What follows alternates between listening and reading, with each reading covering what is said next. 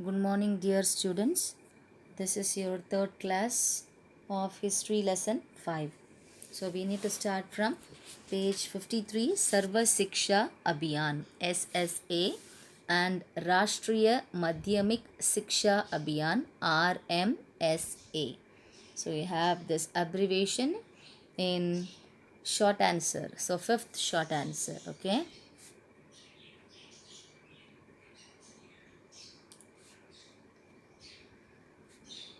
Yes. So, this starting from here till here we have. Okay, children, we'll start the lesson.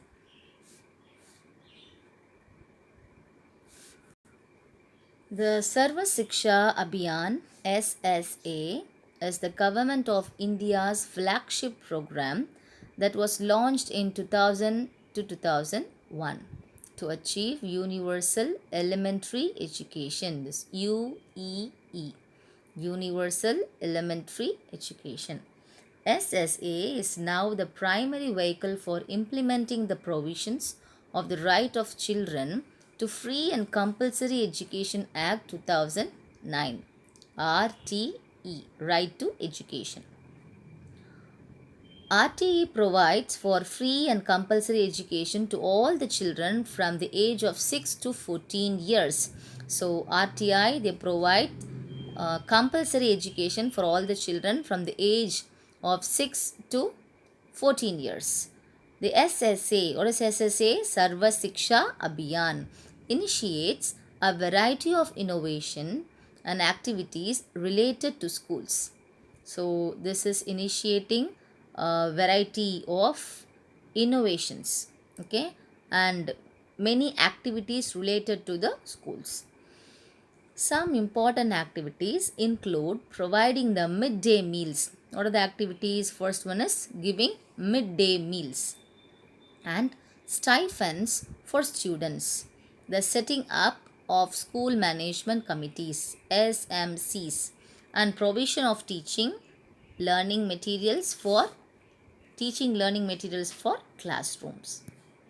So, Rashtriya Madhyamik Siksha Abhiyan RMSA is a centrally sponsored scheme for universalization of access and improvement of quality education at the secondary stage. So, let's turn to page 54 in your book. Sarva Siksha Abhiyan, Education for All, which was implemented during 11th 5th year plan period. So this was implemented when 11th 5th year plan period. The goal of RMS. What is RMS? Yes, Rashtriya Madhyamik Siksha Abhiyan. Rashtriya Madhyamik Siksha Abhiyan is to make secondary education qualitative, viable, accessible, and affordable to all young students in the age group of 15 to 16 years. Science lab, libraries, in-service training for teachers, computer-aided education, co-curricular activities, and teaching learning aids are provided by the Government of India through RMSA scheme at the school level. So they provide many facilities for the children as well as teachers for the purpose of education. Okay, so what else they are providing? They are providing training for the teachers. Okay, they are providing labs, science lab, computer labs, libraries. Okay, computer aided education. Okay, next co-curricular activities, teachers learning aids. So these are all provided by Government of India through RMSA. What is RMSA? Rashtriya Madhyamik Siksha Abhiyan. The Union Budget 2018 to 19 proposed to give school education holistically without segmentation from preschool to class 12. Samagra Siksha, and to be prepared with a broadened goal of improving school effectiveness measured in terms of equal opportunities and equable learning outcomes. It subsumes the schemes SSA and RMSA. In 2017, a committee was constituted by the Ministry of Human Resources Development to draft the National Education Policy. This committee submitted its report in 2019.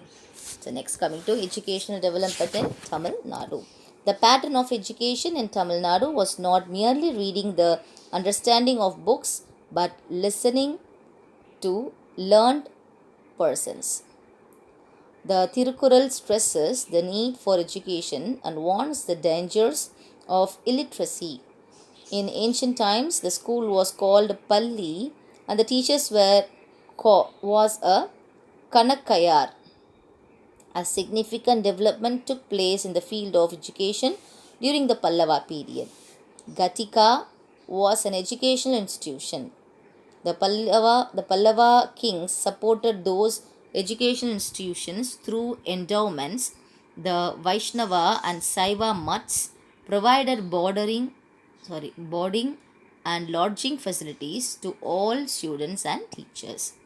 Huinsang gives a graphic picture about Kanchi Buddhist center, and Kanchi was considered as the main center of learning. The Chola period was the most brilliant and creative period of the Tamil literature. Tamil education enjoyed a greater connection with religion and temple. Free education was given to people. The curriculum and syllabi had a theoretical background. From the inscription of that period, we can now gain knowledge about the qualification of teacher, method of teaching, salary of teachers, food provided to the students, and the land given to the schools, etc. Raja Chaturvedi Mangalam was the famous seat of the Vedic College, Ennairam in former South Arcot district. At Tirubhuvanai in Pondicherry, Vedic College flourished. Okay, the Thiruvidaikalai inscription mentions a library. Thiruvaduturai inscription of Veerarajendra refers to a medical school. So these are the educational institutions. You get this in short answer also. Next, the Pandya kings patronized Sanskrit in an exemplary way. It is revealed in the copper plates. The educational institutions of that period were called as Gatikai Salai and Vidya Satana. Lands were given to teachers. They were known as Salaboma Bogam, example Vallabha Perunchalai at Kanyakumari. The famous college during the Pandya regime was Kandalur Salai. Mutts occupied a significant place in the promotion of education. Learning flourished under the Vijayanagar rule.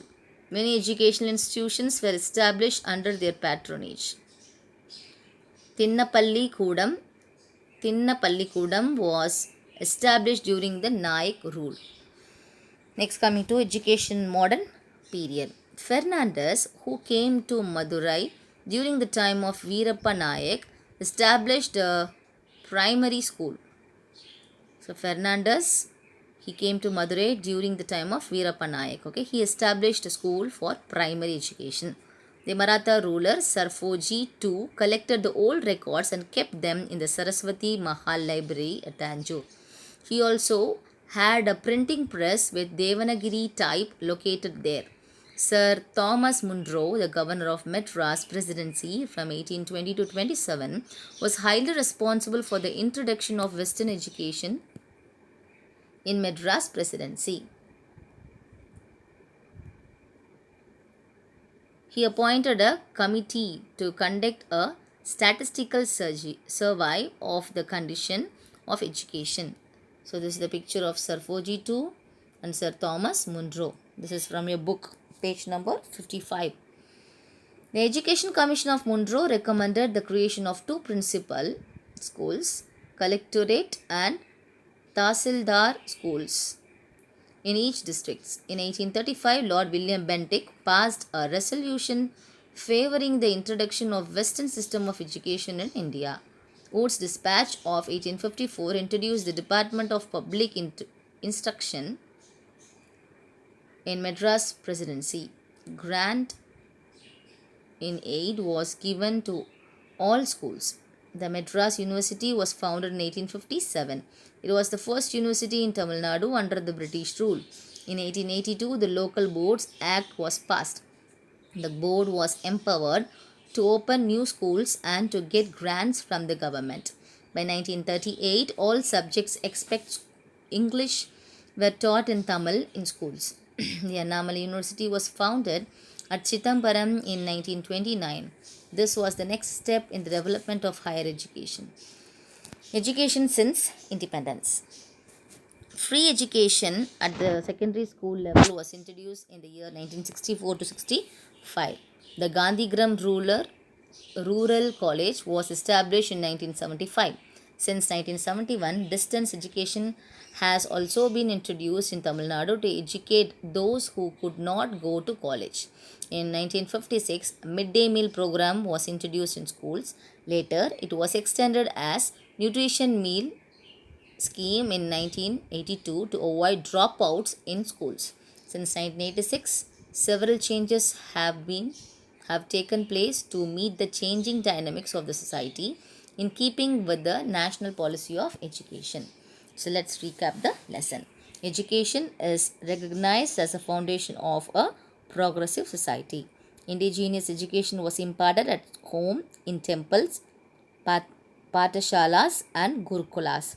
Medieval period witnessed a radical transformation with the introduction of Muslim education. In the later medieval era, the British came to India and introduced English education. The first national education policy of 1968 marked a significant step in the history of education in post-independent India. Free education at the secondary school level was introduced in 1964 to 65. Okay, children, we have completed this lesson. Next, we shall start the new lesson. Thank you and be safe.